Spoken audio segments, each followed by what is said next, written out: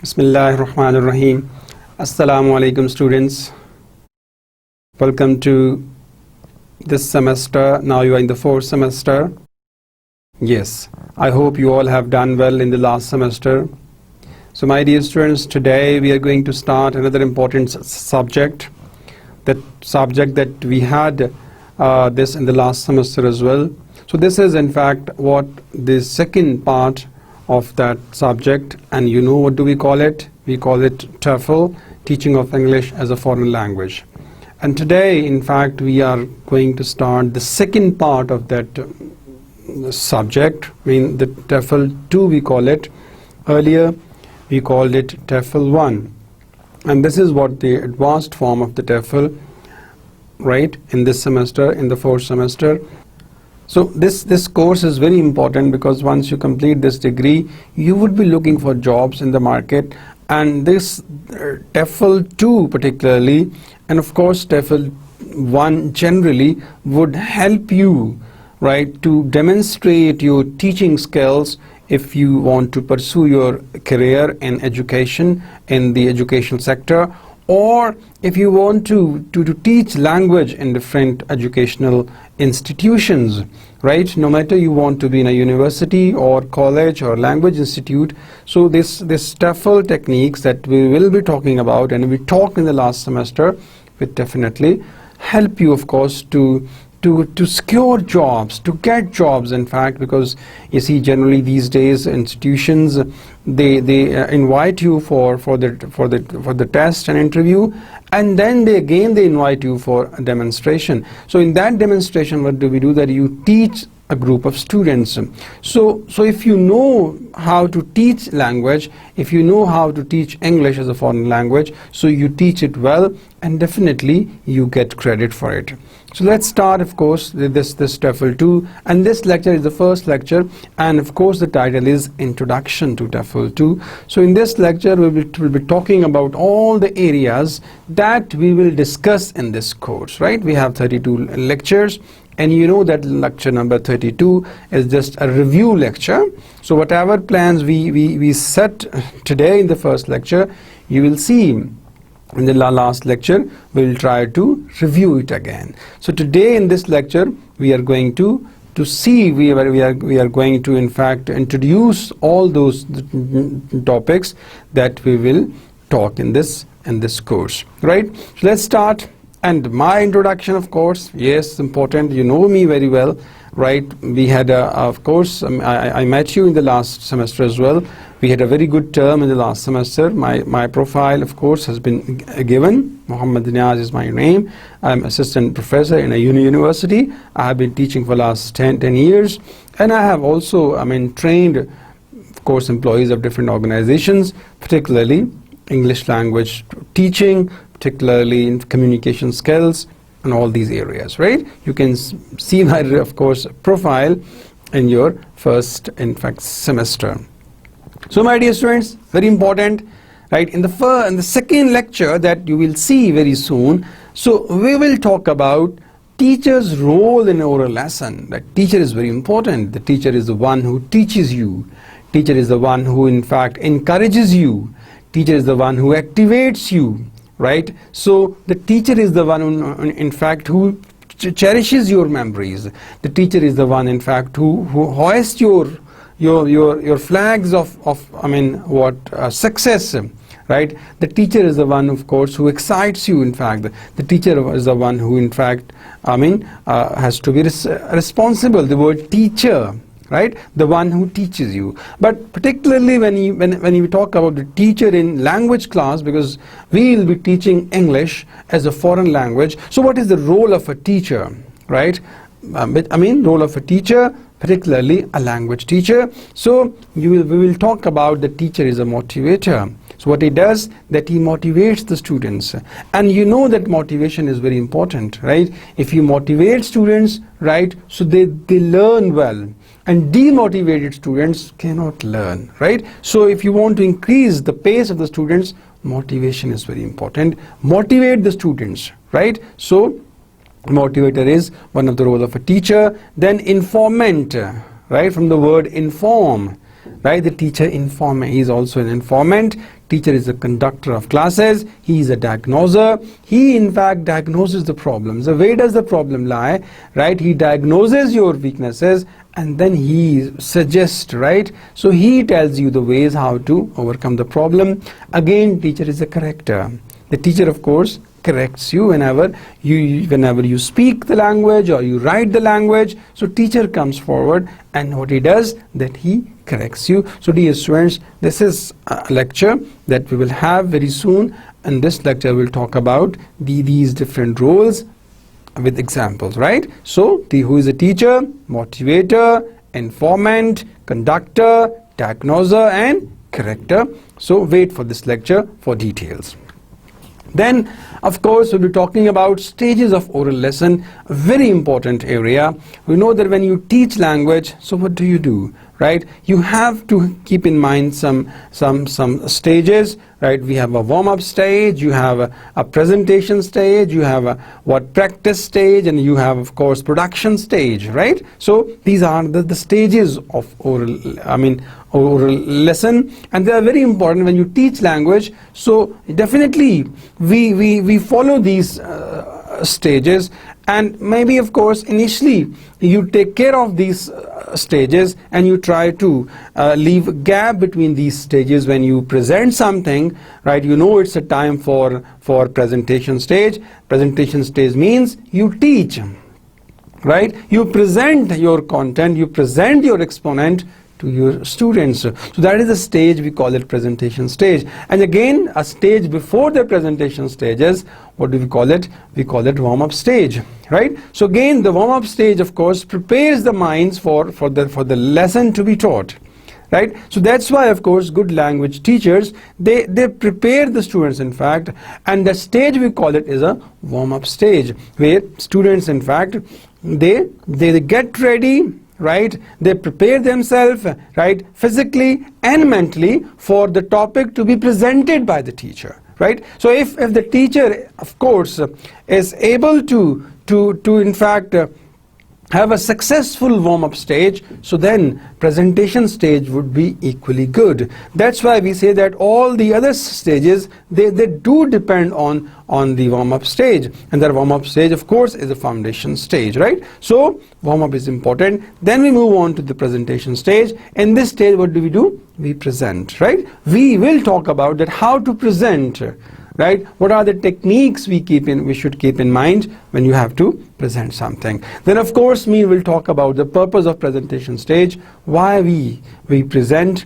right? What is the importance of this presentation stage, and then what would be the procedure of presentation stage, right? So in the lecture, we'll talk about in detail what is presentation, the purpose of presentation stage, and of course, procedure of presentation stage.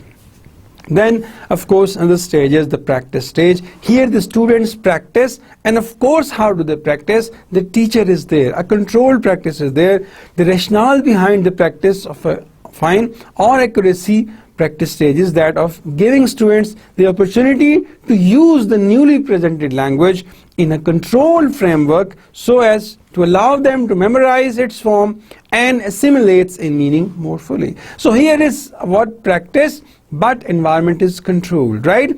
Traditionally, this stage of the lesson was dominated by teacher-led drills. If you go back, traditionally, of course, so teacher was dominant, teacher was in control, but of course in the practice stage now, if you talk about the present world where the practice is done, students practice using the language and they practice in a controlled environment. Recently, however, it has come to include interactive communicative activities between students on the grounds that student interaction provides greater and more authentic practices for each student, and the communicative activities increase students' interest, understanding and retention of the new language. This is important, right? So we will talk about this, that what is the importance of practice stage, how can we have a successful practice stage, and how this practice stage is different from the traditional practice stages. Then we'll talk about the role of production stage. Again, it's a stage where students produce now. It's a time for the students to produce things, right? So here is again is an important stage of an oral lesson. So the role of the production stage, it is time for the learner to perform independently. Again, you see, of course the learner should be autonomous, right? So here means that the teacher has presented and the teacher has made students practice. Now it's a time for the learner to produce things, of course, and now the learner is independent, right? So he produces. It's a time for the learner to produce.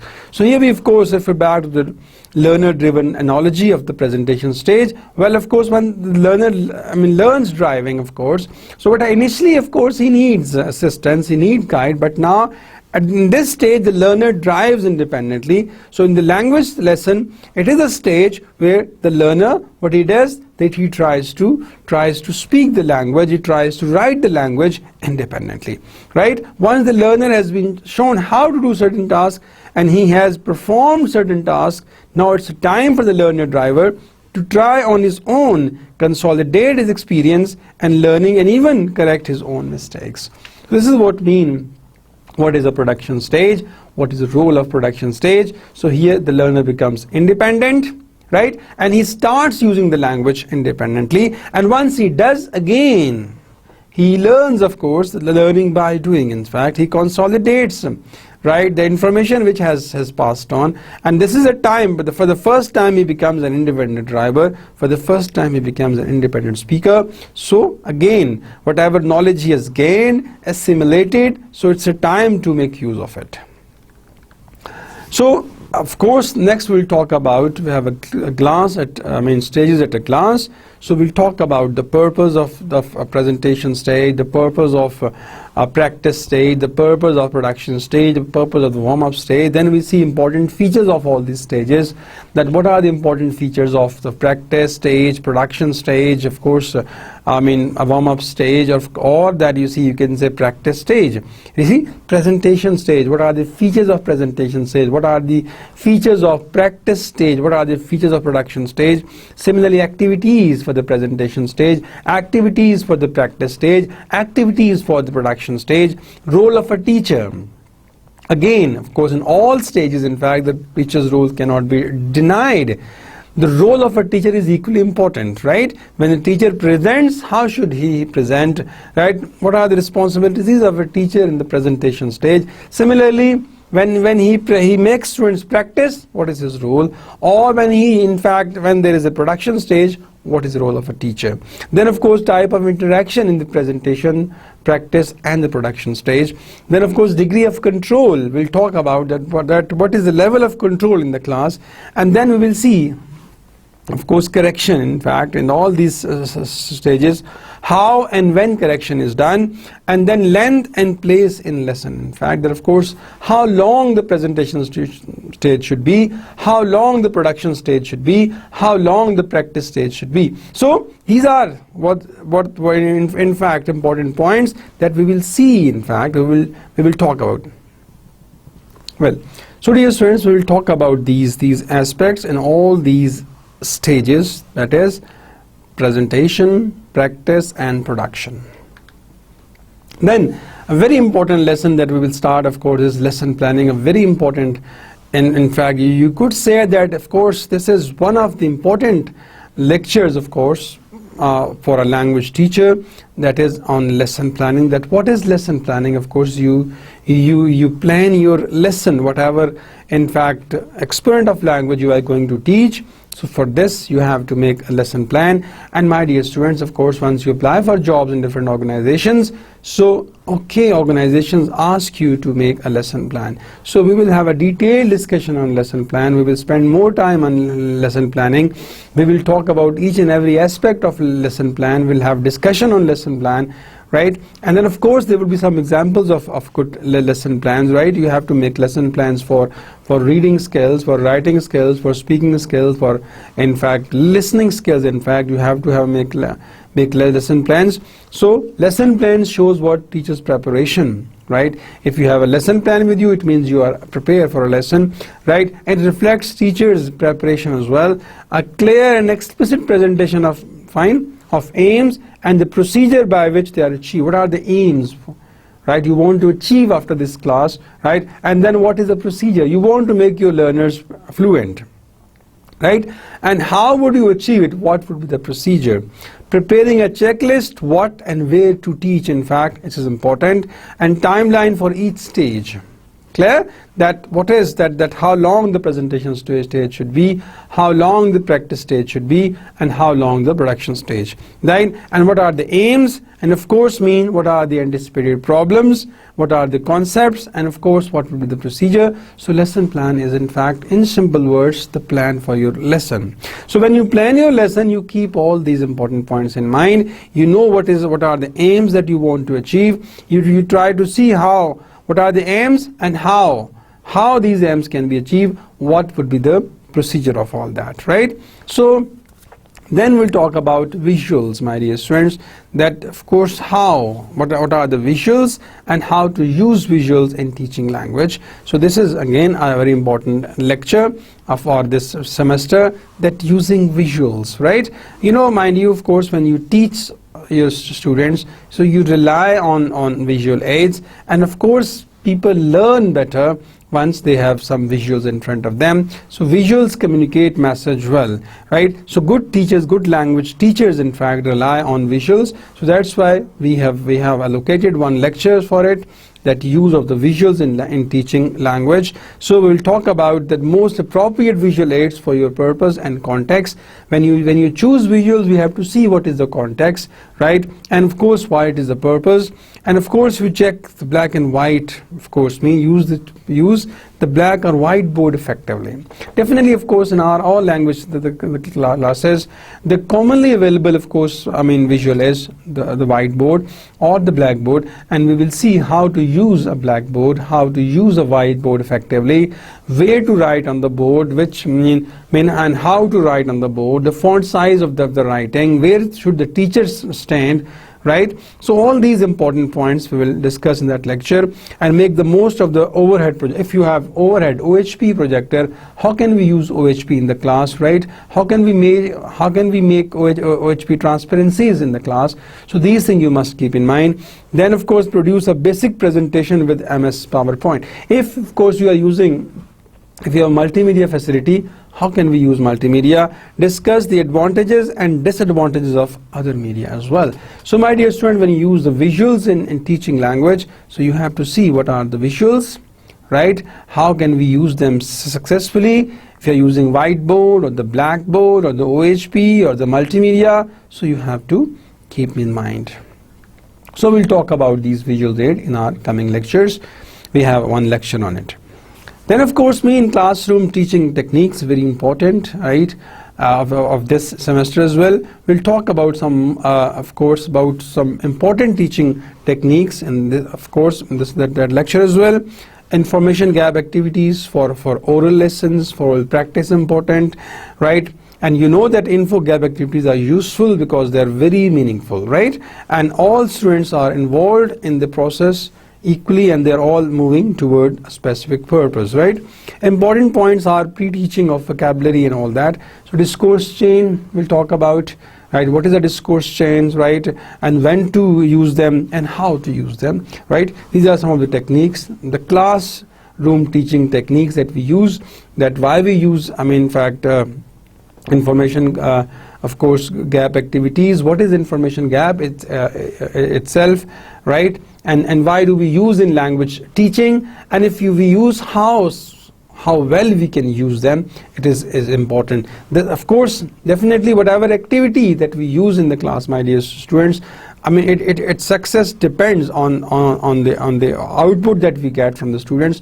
If you feel that information gap activities you have used in the class and the students in fact enjoyed it and they really learned it, which means that of course activity was successful. And if you feel that of course students could not enjoy it, or they could not in fact improve their language with that activity, so it is of no use, right? So that's why whatever classroom technique that you use in the class, you have to see that what would be its advantages and how can we improve it. And then of course these discourse chains are there. In fact, you see, when you communicate of course in day-to-day life, you have a discourse and there are discourse chains, right? So one informant gives information and reply comes and all that. So we will be talking about these techniques in our lectures.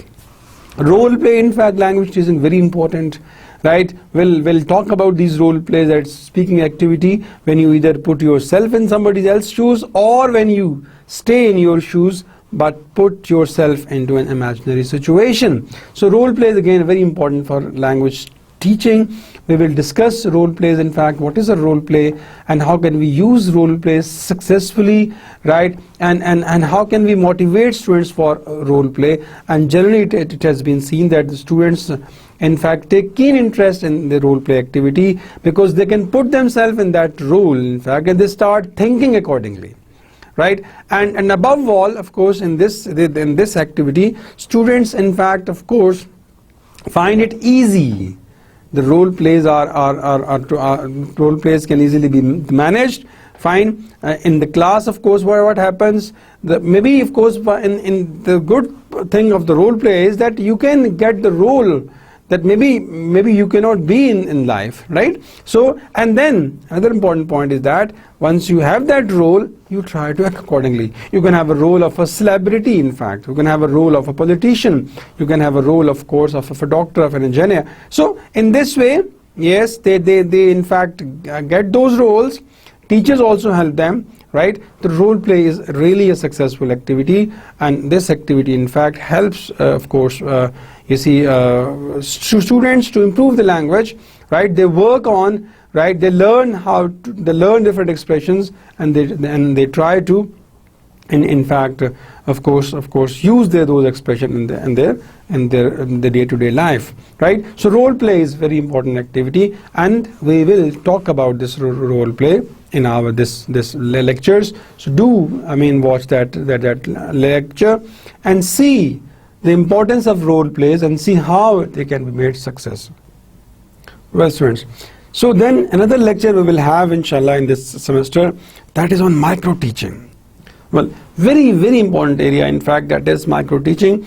Here of course, that what happens in the micro teaching, that of course you become a teacher, right? And you teach that skill that you have opted for, and there is an evaluator, and the evaluator evaluates you, right? So in a micro teaching, of course, we go at the micro level where you make a lesson plan, right? You think of, you select a skill to teach, and accordingly you make a lesson plan, and then you come in the class to teach that skill, to teach that lesson that you have made. So this we call it micro teaching. So there are some characteristics of micro teaching that we will talk about.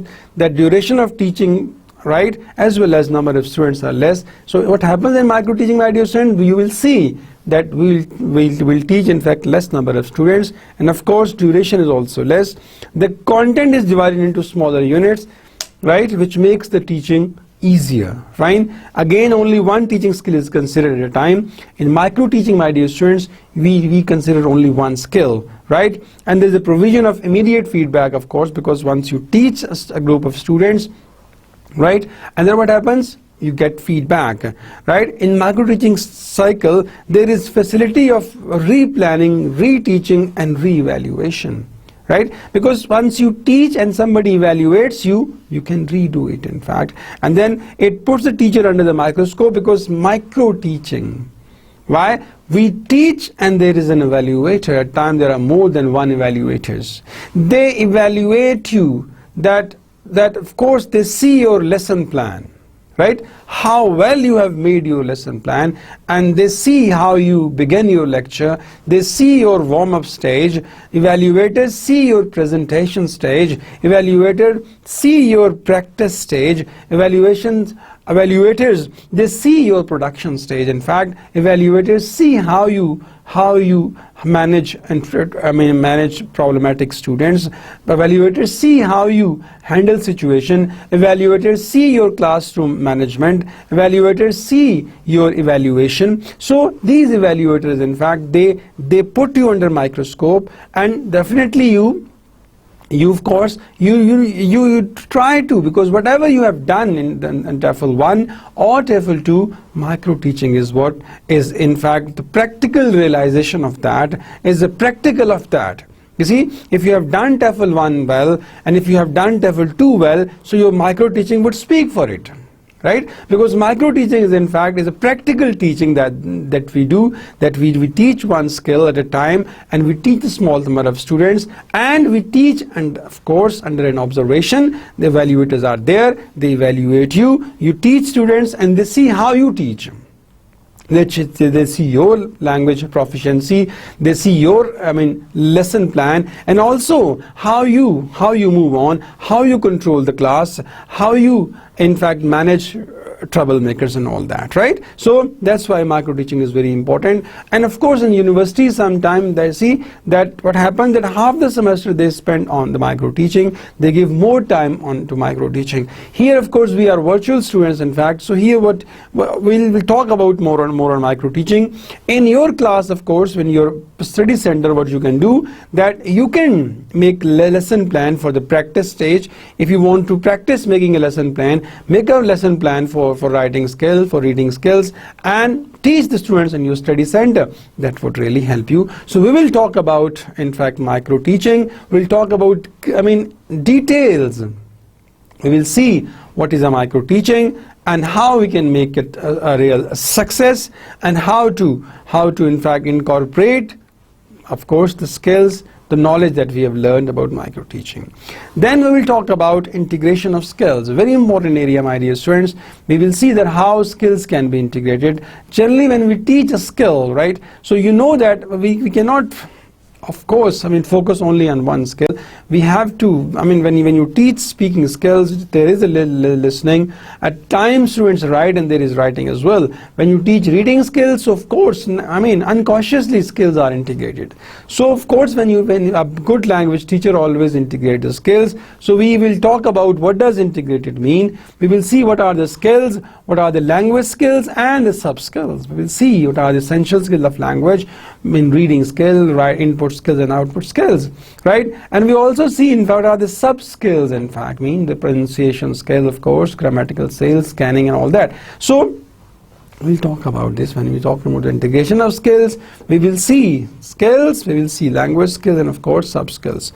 And what does integrating skills mean? Again we'll see that. How can we integrate language skills in the classroom? We will talk about all these things, that how skills can be integrated. So dear students, then I will talk about teaching speaking skills, a very important area, right? Of course we will see that how important this is, right? How important teaching skill is in fact, and we will see how can we teach this skill, because very important in fact.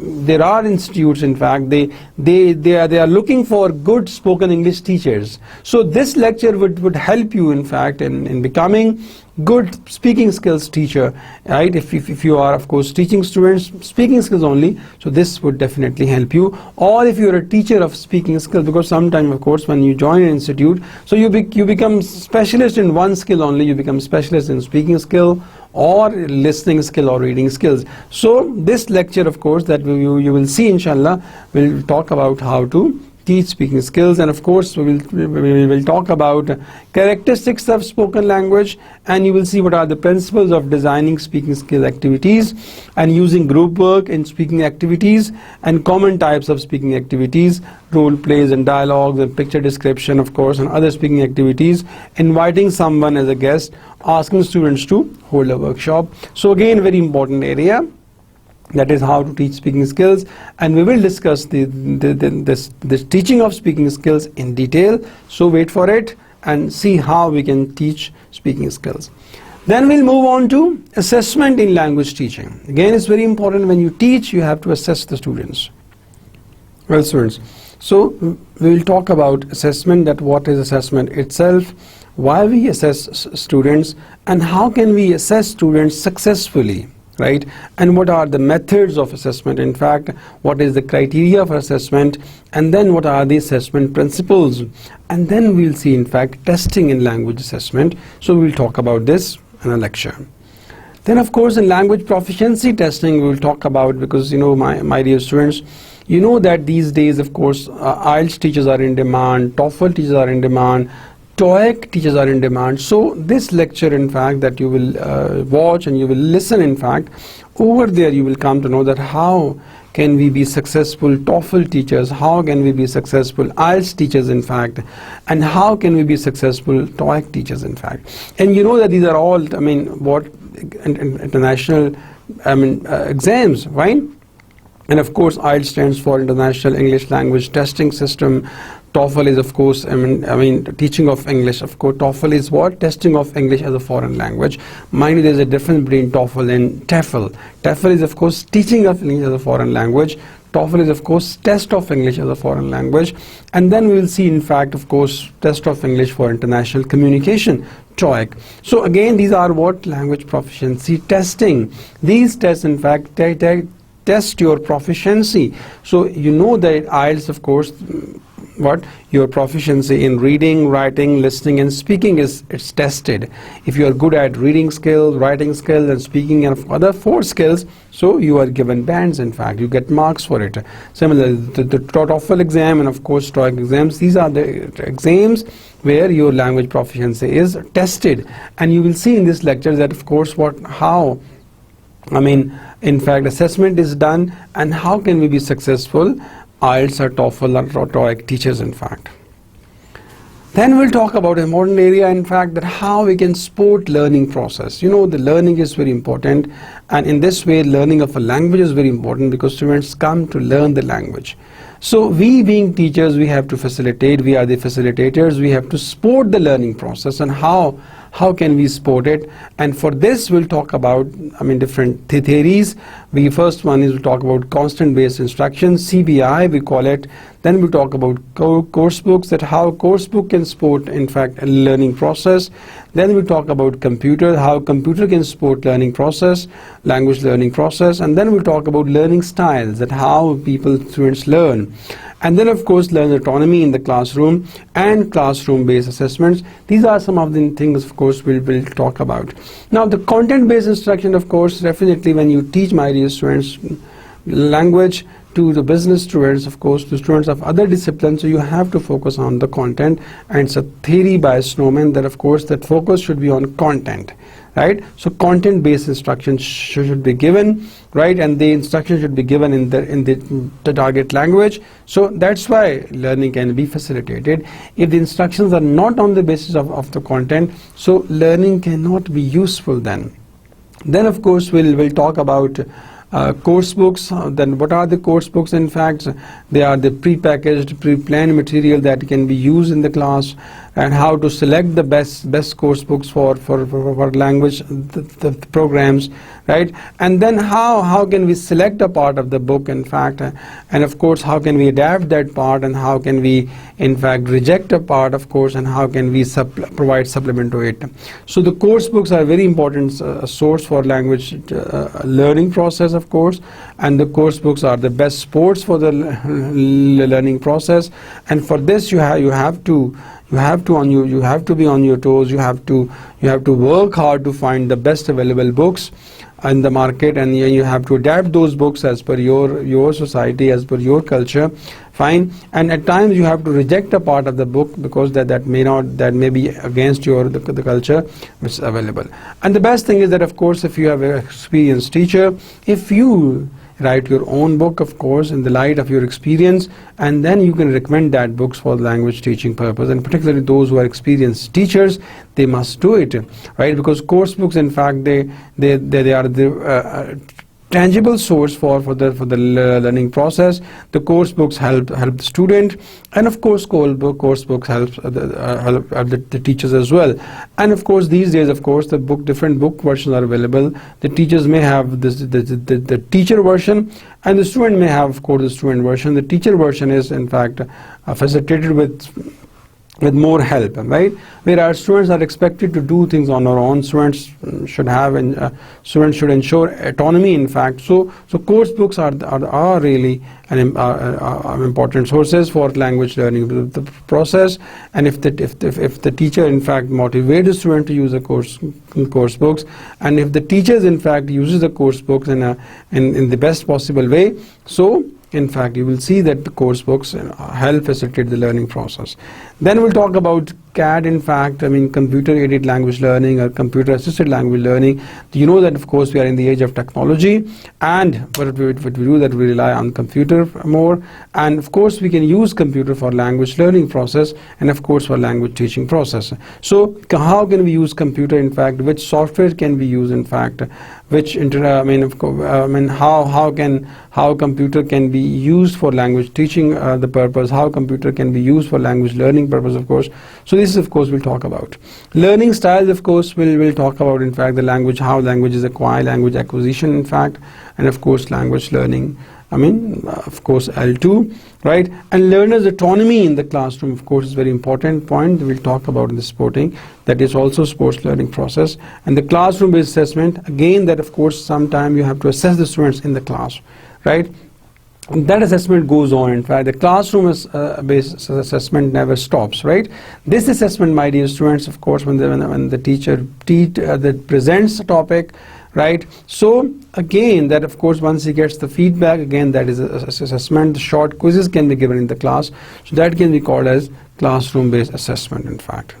So and this of course means that language acquisition, the next lecture will be on language acquisition, that of course when you acquire the language, what is L1, why we call it language acquisition, why not language learning, and of course we will see the difference between language acquisition and language learning, right? And then of course we will see different stages of language acquisition. We will talk about language 2 learning as well.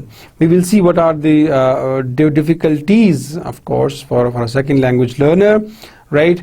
And why we should know about L1 acquisition, how L1 acquisition helps us in, of course, L2 learning. And we'll talk about different theories as well. We'll talk about behaviorist approach, and we'll talk about, in fact, innate approach, right? So in the behaviorist approach, we will see that of course drills are important.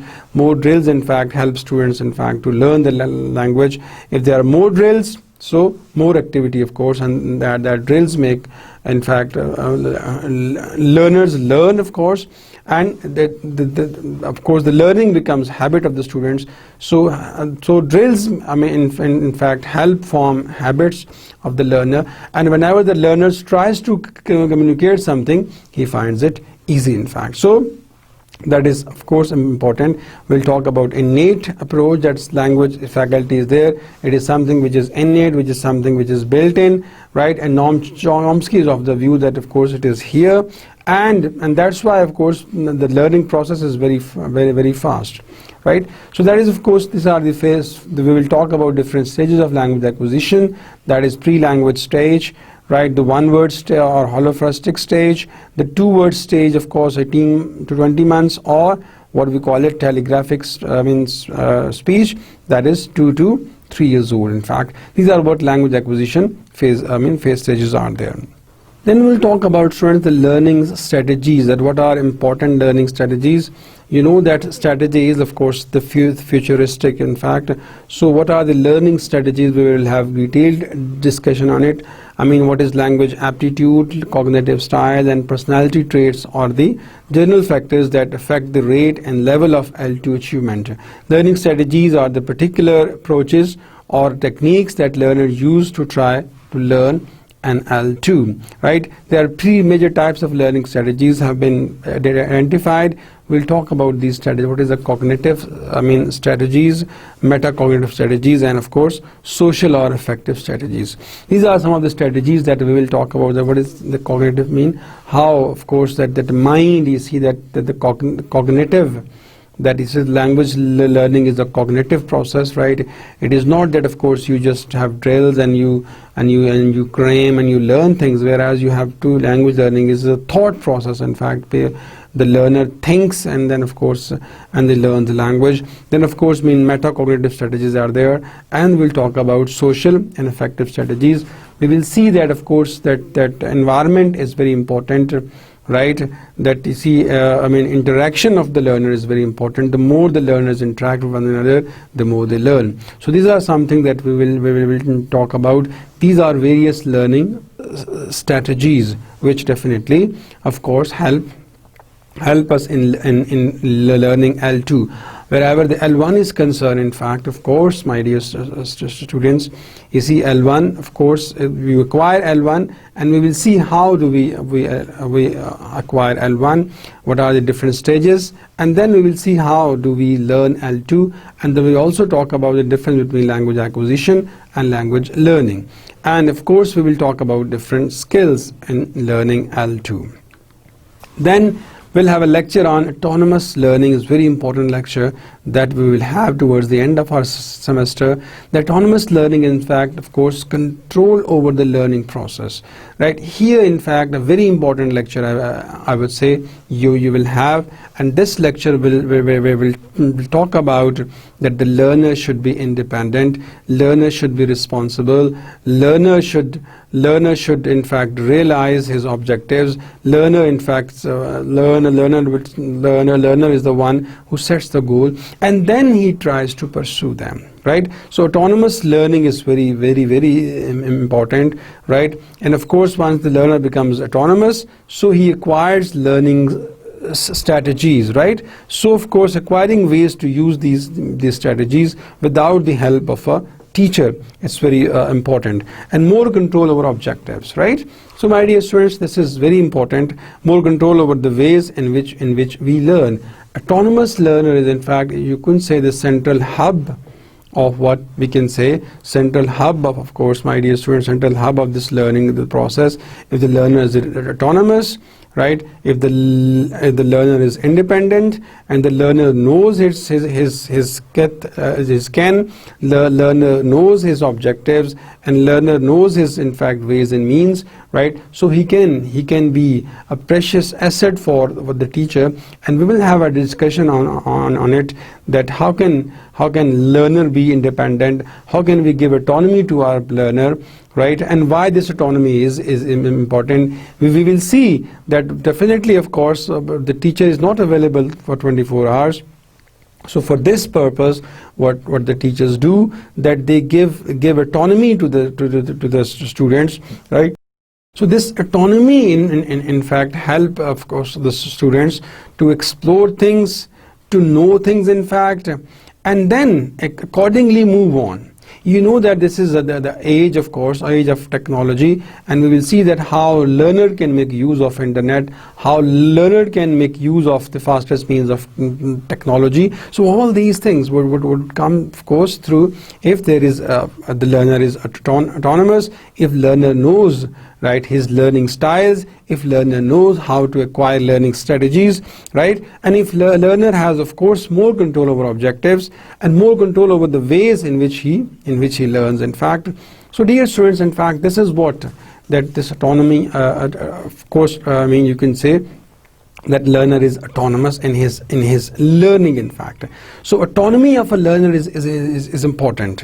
When we talk about autonomy, it also means that learner in fact knows what to do, and in fact learner knows what are the sources of the knowledge, and what the teacher does, that he in fact gives what hyperlinks of the knowledge, and the learner becomes responsible, and learner becomes, in fact, of course, intelligent enough, right? And what he does, that he uses, of course, every possible way to get the knowledge, and of course, once he achieves it, if the teacher is you being, of course, the student of this language, and if you being teacher of this language, able to inculcate this this power of autonomy, that they are independent learner, they know their rights and they know their wrongs, right? So they'll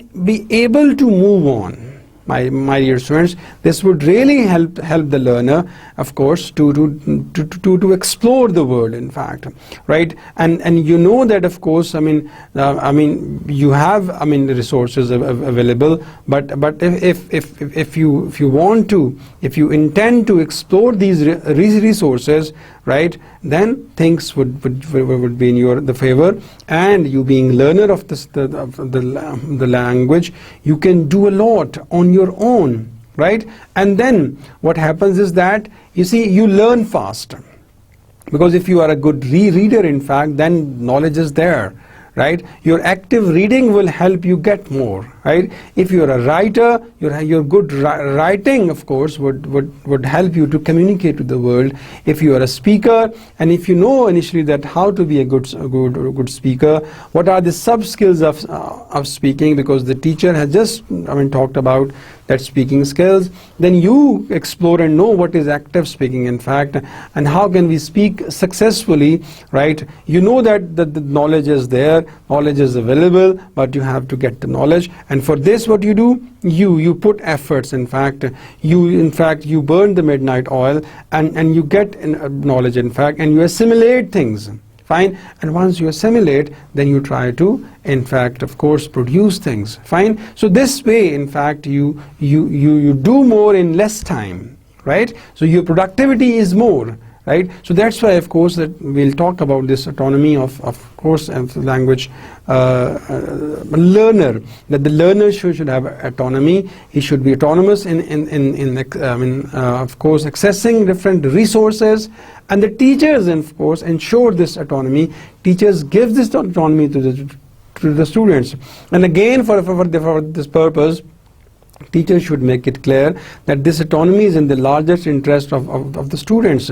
And again, one thing more I want to tell you, we will talk about this, that this autonomy should not be, in fact, mistreated, in fact, or I should say maltreated, right? So if autonomy is there are positive sides of autonomy, and which need to take it positive. Some people feel that if the learner becomes autonomous, so at times he ignores the teachers. In fact, he becomes, he altogether he tries to ignore this teacher. No, this is not the way. Autonomy should be taken positively. In fact, autonomy should be taken for the autonomy. The autonomy, of course, for learning things. Autonomy, in fact, to get knowledge. In fact, autonomy is not to ignore your mentor. Autonomy is not to ignore the teachers. Autonomy is there, right? That of course you have confidence, you have control over lesson plan, you have control over learning styles, and of course you know your objectives, and you accordingly you pursue them. Right? Once you know these objectives and you pursue them accordingly, you can achieve your goals, my dear students. This is very, very important area, right? Because autonomy, of course, you see, once you are autonomous, then you think of the plans. You think of course, how to realize these plans. In fact, once you are autonomous, you become more imaginary. In fact, right? Because you don't wait for a direction to come and then follow it. In fact, you become leader. Right? Autonomy, in fact, of course, makes you a leader. So you become a leader in language learning. In fact, you always excel. Autonomous learners excel more than those who just wait for things, right? So the point is that, of course, the autonomous learners, they make the most of it, right? So this is what we'll talk about in this lectures. So my dear students, if you come on to the summary of this lecture, that we talk about stages of an oral lesson. Right, again, if I tell you that in this semester we'll talk about the role of the teacher, we'll talk about the stages. These stages should be on your fingertips. We will have detailed discussion on these stages, and I am sure these stages will be on your fingertips. Again, I repeat for you that first stage is that when you teach language, you teach a skill, so that is what presentation stage, where you present your language exponent, and before that you can have a stage, that is a warm-up stage. Again, very important stage, because in the warm-up stage you prepare the mind for learning. And if the warm-up stage is done well, you could say that other stages, of course, will go well. If the warm-up stage is problematic, you could say that other stages would also be problematic. So all stages are important. Efficiency of all the stages is important. Either it is a presentation stage, or it is a practice stage, or it is a production stage. There are stages. We teach language in these stages. That's why what we do, first we prepare our mind, and people also call it motivational phase.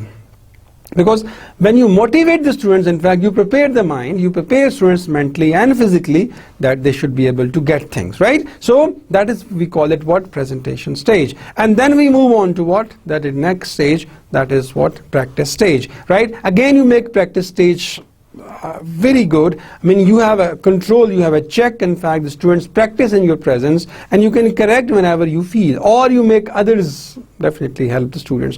So practice is equally important. And then if you have a very good practice stage, then you can expect that your production stage would be good, right? So these are the stages which are very important when you teach language. You will know these stages are what is presentation stage. Then we'll talk about micro teaching. In fact, very important. You see the micro teaching, that is, we go at the micro level, and remember, you will see that once you will move on, what is micro teaching and what is macro teaching. So macro is of course the larger level, and micro is of course when you go in the class and you take a skill and you teach it. In fact, macro when you review things overall, right? So micro teaching is very important part of this semester, right? Mind you, of course, that sometimes half the semester universities spend on this micro teaching. So what happens is that in one-to-one interaction, where the students in fact pick a skill and they teach their fellow members. So once you will have this lecture on micro teaching, you will come to know what is micro teaching itself, right? And how can we have a good micro teaching, and what are the important, in fact, of course, the point that we should keep in mind when you teach the students, how can we have a classroom management, how can we make our lesson plan, how to talk in the class, how to answer the questions, how to use visuals, how to use whiteboard, how to use blackboard, how to use, in fact, OHP, how to use multimedia, how to make PowerPoint slides, right? So we will talk about this, in fact, in detail.